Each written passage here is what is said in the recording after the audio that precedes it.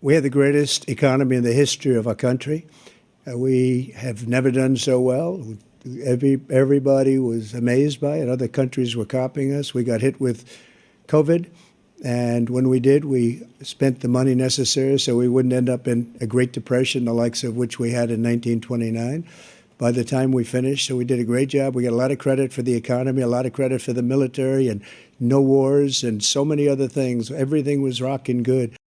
I was recently in France for D-Day, and I spoke all about those heroes that died. I went to the World War II cemetery, World War I cemetery he refused to go to. He was standing with his four-star general, and he told me, he said, I don't want to go in there because they're a bunch of losers and suckers. My son was not a loser, was not a sucker. You're the sucker. You're the loser.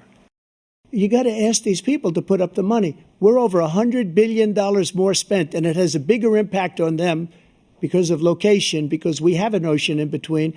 You got to ask them. As far as Israel and Hamas, Israel's the one that wants to go. And he said the only one that wants to keep going is Hamas. Actually, Israel is the one, and you should let him go and let him finish the job. He doesn't want to do it. He's become like a Palestinian, but they don't like him because he's a very bad Palestinian. He's a weak one.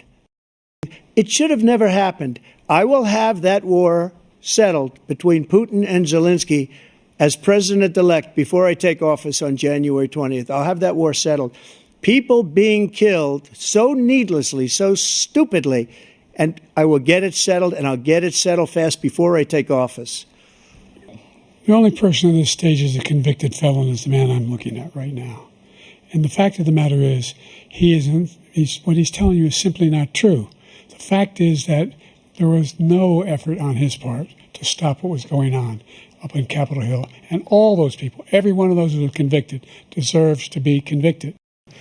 The crimes that you are still charged with, and think of all the civil penalties you have. How many billions of dollars do you owe in civil penalties for molesting a woman in public, for doing a whole range of things, of having sex with a porn star on the night while your wife was pregnant? I mean, what are you talking about? You have the morals of an alley cat. Give you a minute, sir. I didn't have sex with a porn star.